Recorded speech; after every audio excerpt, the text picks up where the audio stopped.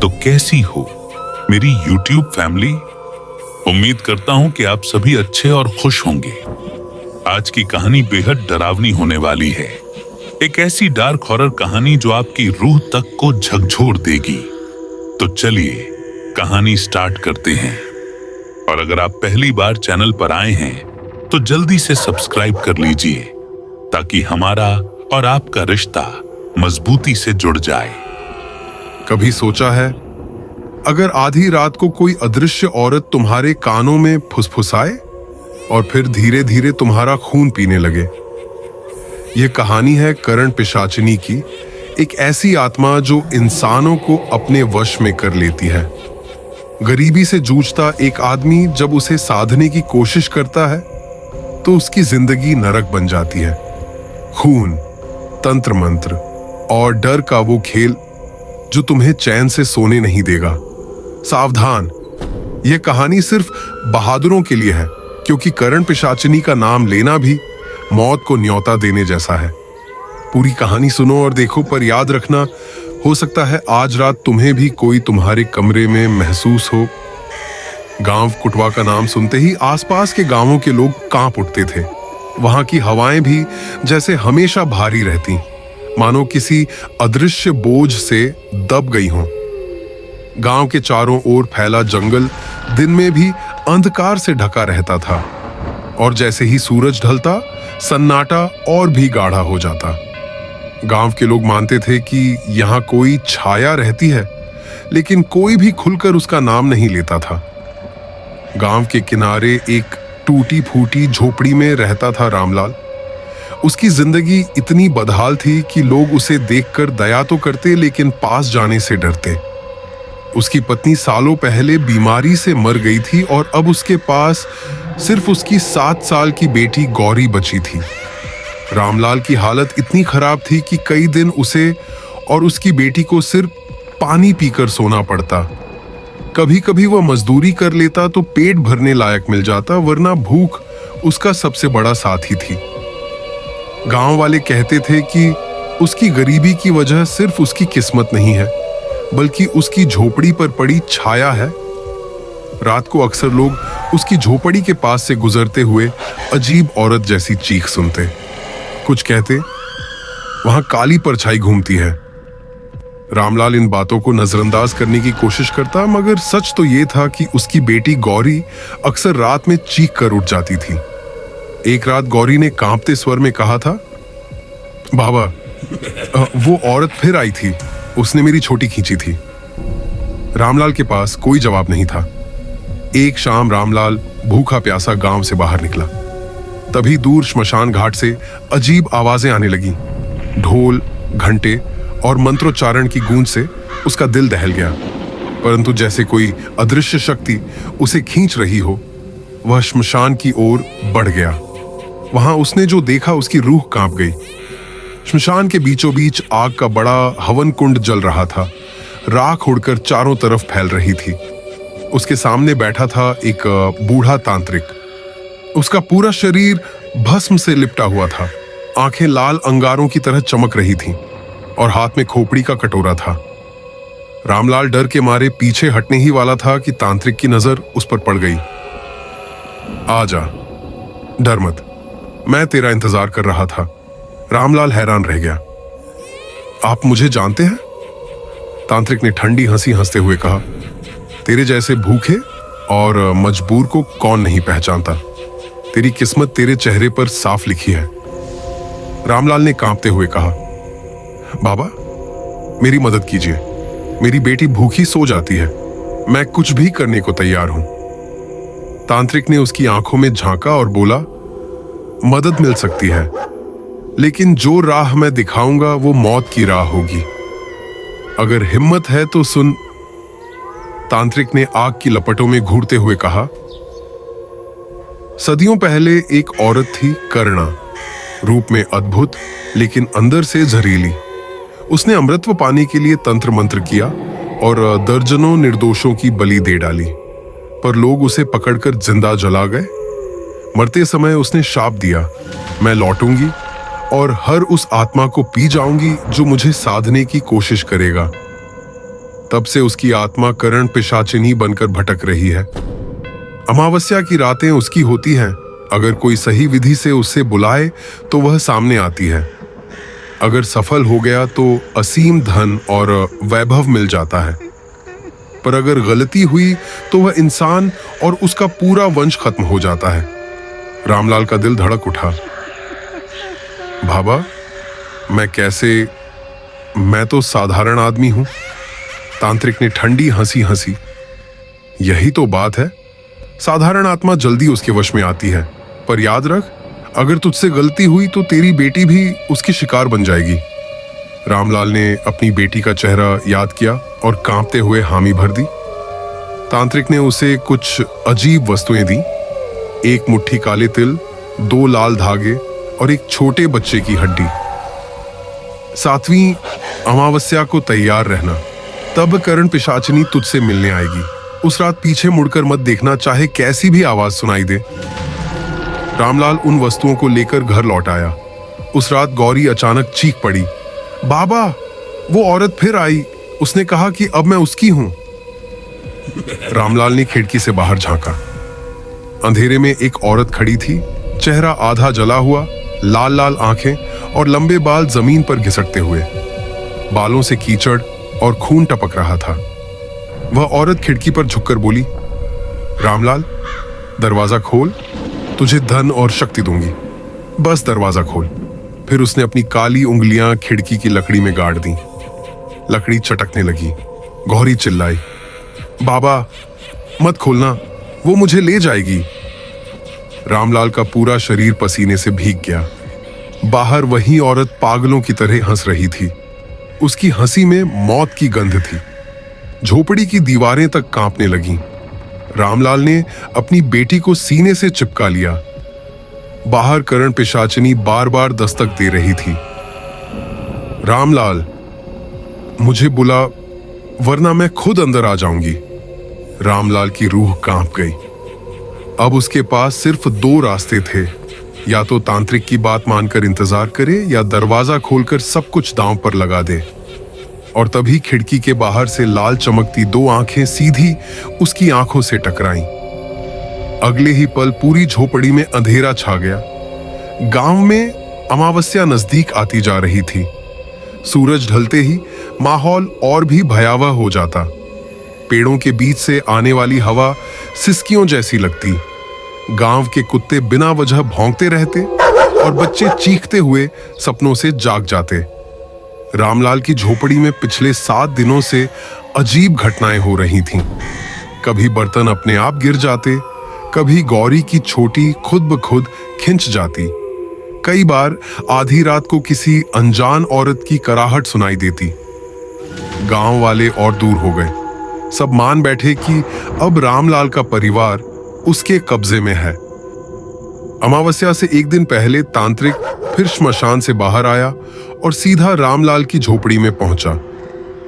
उसकी आंखें और भी लाल हो चुकी थीं, मानो उसने किसी और शक्ति को बुला लिया हो।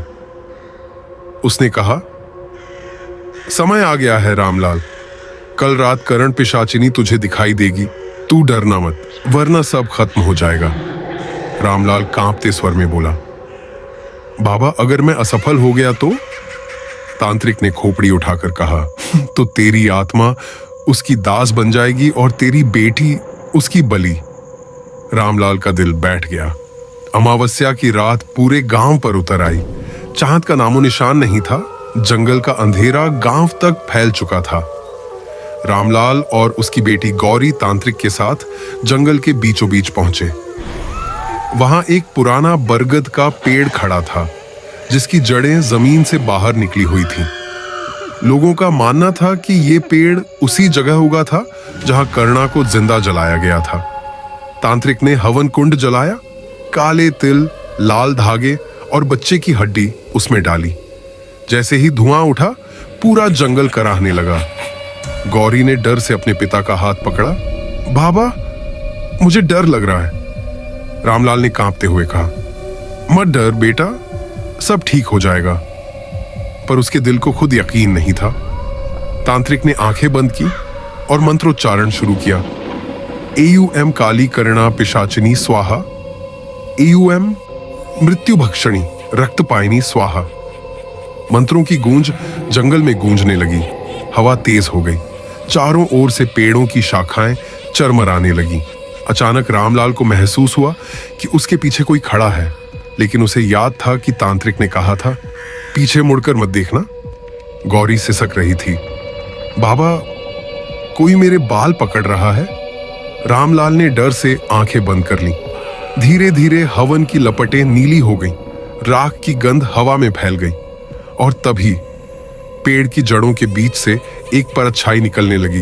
वो औरत थी, वही जिसका चेहरा आधा जला हुआ था। लंबे काले बाल जमीन पर रेंग रहे थे और आंखें खून की तरह लाल चमक रही थी। उसकी जीभ बाहर लटक रही थी और उससे खून टपक रहा था। गौरी चीख पड़ी। रामलाल का दिल धड़कना बंद होने को था। करण पिशाचिनी ने अपनी कर्कश आवाज में कहा, किसने मुझे पुकारा? कौन मेरी नींद तोड़ने आया है? उसकी आवाज इतनी भारी थी कि पूरा जंगल गूंज उठा। तांत्रिक ने हिम्मत दिखाते हुए कहा, हे करण पिशाचिनी, ये रामलाल है। ये तुझे साधना चाहता है। इसे अपना दास बना ले और इसे असीम धन दे। औरत की नजर सीधे रामलाल पर गई। उसकी आंखें जलती हुई अंगारों जैसी थीं। रामलाल, वो फुसफुसाई, क्या तू मुझे वश में करना चाहता है? क्या तू मेरी आग को सहन कर पाएगा? रामलाल की सांस अटक गई। उसके पैर जैसे जमीन में गड़े हुए थे। अचानक करण पिशाचिनी ने अपना हाथ बढ़ाया। उसकी लंबी काली उंगलियां ने सीधे गौरी की तरफ बढ़ी। गौरी चीखने लगी, बाबा बचाओ मुझे। रामलाल ने अपनी बेटी को कसकर पकड़ लिया। उसने कांपते हुए कहा, नहीं, मेरी बेटी को मत छूना। मैं तैयार हूं। मैं तेरी हर शर्त मानूंगा।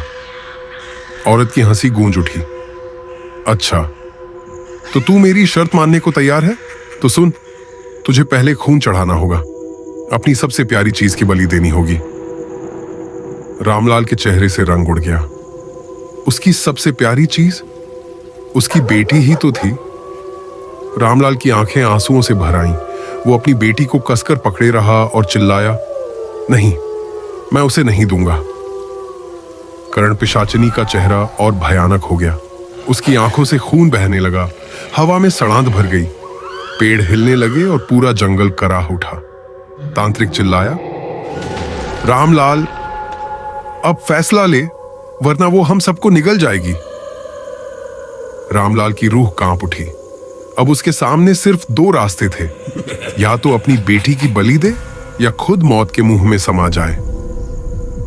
और तभी करण पिशाचिनी ने इतनी जोर की चीख मारी कि पूरा जंगल गूंज उठा।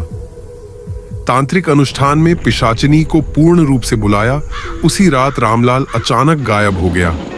लोग मानते हैं कि पिशाचिनी ने सबसे पहले उसी को अपने वश में कर लिया, क्योंकि वही करण को तांत्रिक से मिलवाने वाला था। गांव के कुछ लोगों का कहना है कि आधी रात को पुराने बरगद के पेड़ के पास किसी ने रामलाल की परछाई देखी थी, लेकिन उसका चेहरा इंसानी नहीं बल्कि काला और लटकती जीभ वाला भयानक रूप ले चुका था। कुछ लोग तो यहां तक कहते हैं कि रामलाल अब जीवित नहीं है, बल्कि पिशाचिनी का पहला दास बन चुका है और करण को और गहराई में खींचने का काम वही कर रहा है। रात गहरी थी। करण अकेला चौपाल पर बैठा हुआ था। हवा में सड़ांध जैसी गंध फैली थी। अचानक पीछे से पत्तों के कुचलने की आवाज आई। करण ने मुड़कर देखा। अंधेरे से रामलाल निकल कर आ रहा था, लेकिन वह पहले वाला रामलाल नहीं था। उसकी आंखें खून जैसी लाल थीं। होठों से काला झाग निकल रहा था और पूरा शरीर कीचड़ व खून से लथपथ था। करण चीखा, रामलाल, तू कहां चला गया था? सब तुझे ढूंढ रहे थे। रामलाल हंसा, लेकिन उसकी हंसी इंसानी नहीं थी। वह खरखराहट और गूंज से भरी हुई थी। कर्ण, तूने मुझे बुलाया था ना? अब मैं अकेला नहीं हूं। पिशाचिनी मेरे अंदर है। करण का खून सूख गया। उसने देखा रामलाल के पीछे काली परछाइयां घूम रही थीं। वे परछाइयां मानो इंसानों की आत्माएं थीं, जिनके चेहरे चीखते हुए दिखाई दे रहे थे। रामलाल ने धीरे धीरे पास आकर करण के कान में फुसफुसाया। पिशाचिनी कहती है, अब अगला नंबर तेरा है। अचानक रामलाल के मुंह से लंबी काली जीभ बाहर निकली और उसके नाखून धारदार पंजों जैसे हो गए। वह करण की ओर झपटा।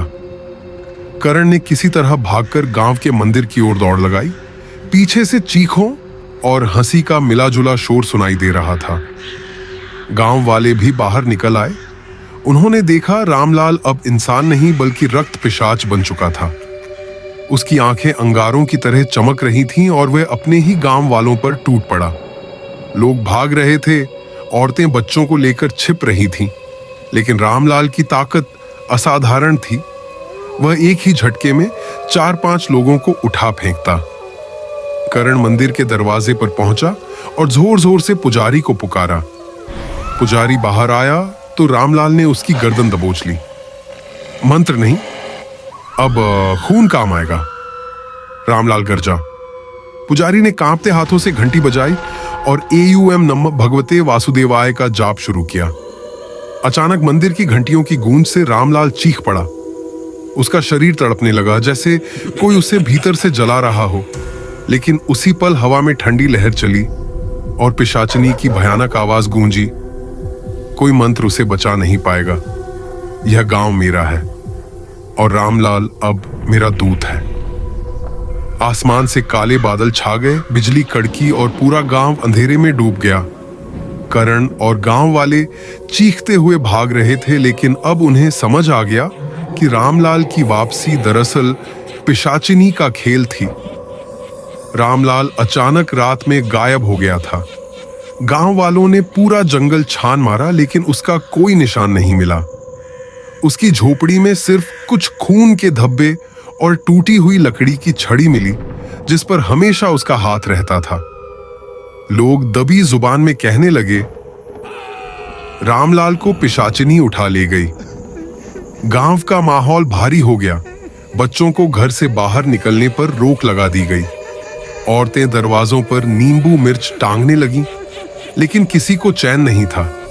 तभी तांत्रिक बाबा भैरवनाथ ने गांव वालों को इकट्ठा कर कहा, यह साधारण आत्मा नहीं है। करण पिशाचिनी सदियों पुरानी शापित आत्मा है। इसकी प्यास सिर्फ इंसानी रक्त से बुझती है। गांव वालों में सिहरन दौड़ गई। उस रात गांव के किनारे बने पुराने कुएं से भयंकर चीख सुनाई दी। लोग दौड़कर पहुंचे तो देखा कुएं का पानी खून से लाल हो चुका था और ऊपर किनारे पर रामलाल का सिर पड़ा था। उसका धड़ कहीं गायब था और उसी वक्त हवा में भयानक हंसी गूंजी। एक और आत्मा मेरी हुई। लोग डर से कांपते हुए भाग खड़े हुए। पूरा गांव अब जान गया कि ये पिशाचिनी सिर्फ डराने नहीं बल्कि मारकर आत्मा निगलने आई है। आधी रात को अचानक आसमान काला पड़ गया। गांव की सारी लौएं बुझ गईं और तभी एक काली परछाई नीम के पेड़ से उतरी। उसके लंबे बाल जमीन पर घिसट रहे थे, आंखों से खून टपक रहा था और उसका मुंह फटा हुआ था, जैसे किसी ने उसे जिंदा जलाया हो। लोग कहते हैं किसी ने पहली बार करण पिशाचिनी को अपनी आंखों से देखा था। वह सीधे उस घर की ओर बढ़ी जहां रामलाल का परिवार रो रहा था। दरवाजा अपने आप खुल गया और अंदर से चीखें गूंजने लगी। जब लोग अगले दिन देखने पहुंचे तो पूरा घर खाली था। न रामलाल की पत्नी मिली, न उसके बच्चे। दीवारों पर सिर्फ खून से लिखी एक लाइन थी, मेरी प्यास अब अभी बाकी है। बाबा भैरवनाथ ने अब ऐलान किया, यदि इसे रोका नहीं गया तो पूरा गांव नष्ट हो जाएगा। उन्होंने गांव के बीच में एक बड़ा यज्ञ मंडल बनाने का आदेश दिया। हवन कुंड में लगातार 13 रात तक आग जलाने की तैयारी होने लगी। गाय का घी, काले तिल, हड्डियों का चूर्ण और एक मानव खोपड़ी, सब यज्ञ के लिए इकट्ठा किया गया। लेकिन बाबा ने चेतावनी दी, यज्ञ तभी सफल होगा जब कोई पिशाचिनी का सामना करने की हिम्मत करेगा। उसकी आंखों में आंख डालकर उसे मंडल में बांधना होगा, वरना हम सब खत्म हो जाएंगे। उम्मीद करता हूं आपको यह कहानी पसंद आई होगी। जो भी साथी इस कहानी को आखिरी तक सुन रहे हैं, वो है मेरी लॉयल फैमिली। जल्दी से सब्सक्राइब कर लीजिए ताकि मेरी हर एक कहानी आपको आसानी से मिल जाए।